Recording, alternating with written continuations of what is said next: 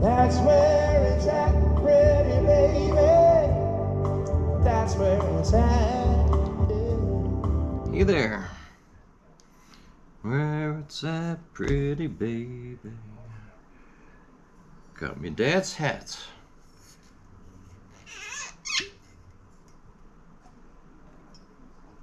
It's good stuff.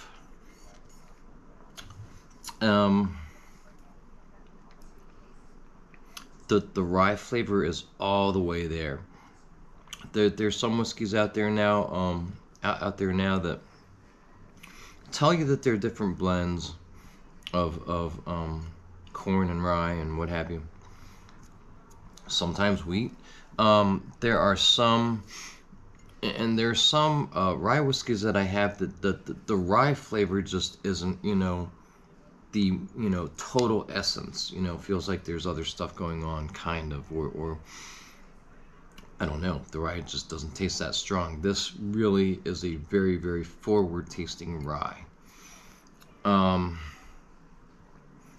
so if you really like rye, I think you'll really like that. Anyhow, guys, so I picked up the third day here today at the Adams County Public Library. They have a small used bookstore pretty much as soon as you come in. If you haven't checked it out before, you should check them out, because there's almost always something really, a good handful on their shelves that I would certainly snap up. I also picked up, one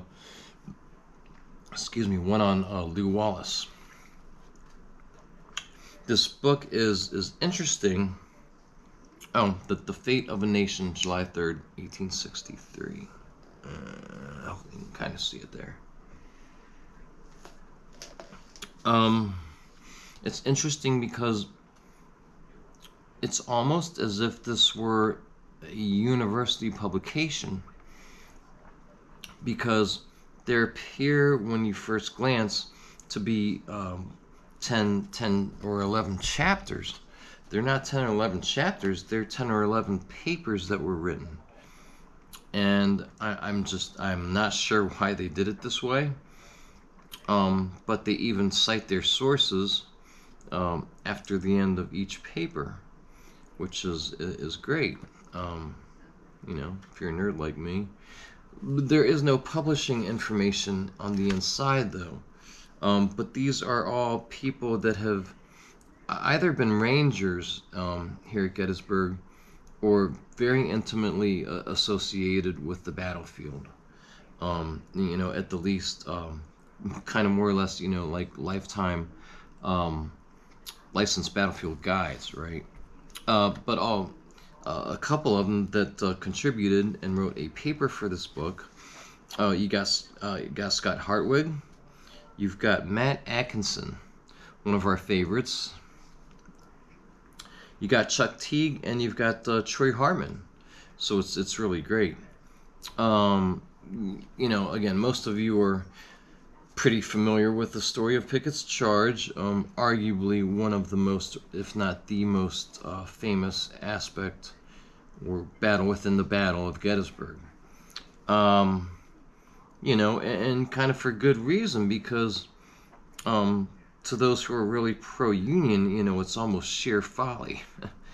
But the book overall goes, I think, says a lot of the same things I've told you guys, that it really wasn't that crazy. Lee had certainly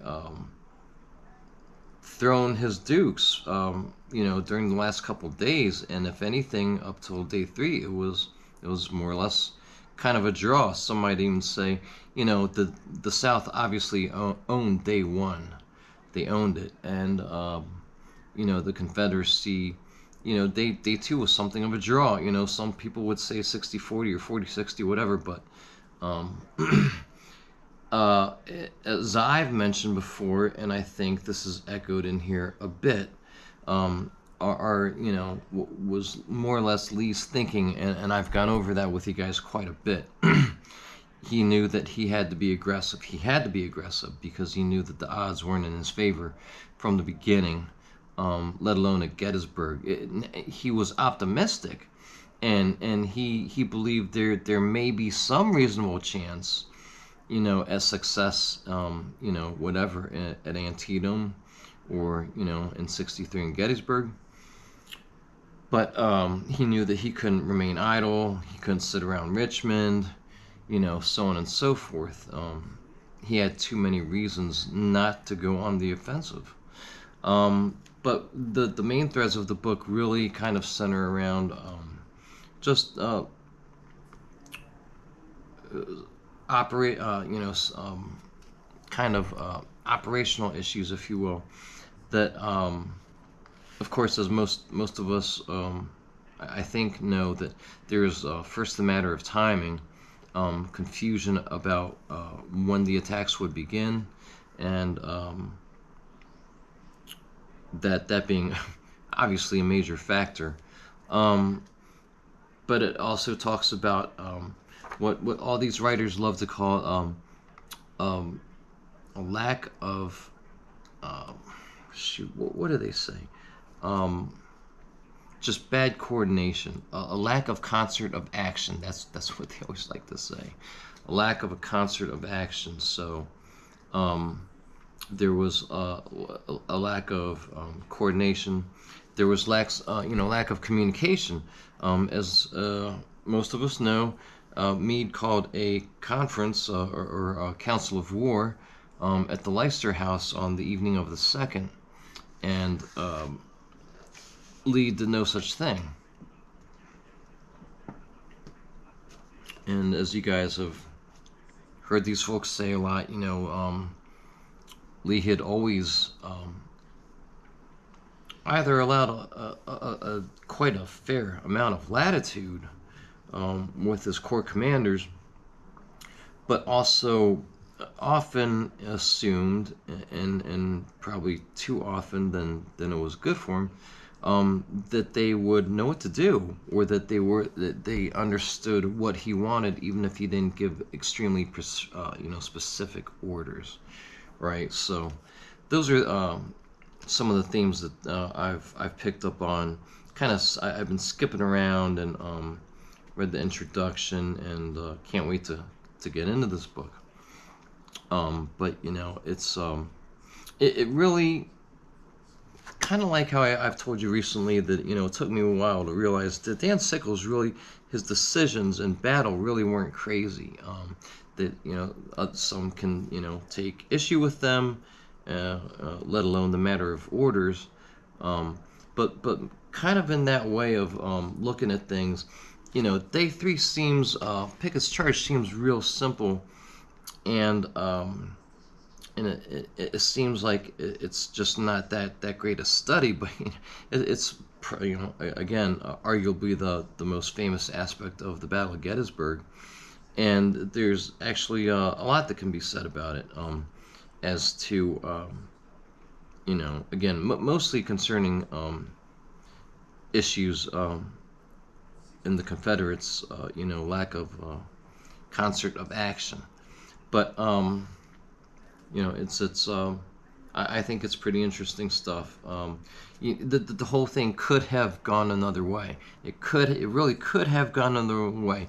I don't know what Lee's odds were at best, but it certainly wasn't impossible that if the timing were right, if the aspects of the cannonade were right, if they didn't run out of shells, if they had enough ammunition to support the infantry, which they were supposed to do, but couldn't do because they had expended all their rounds, so on and so forth. If Longstreet wasn't, salty and fairly uncooperative and dragging his butt, right?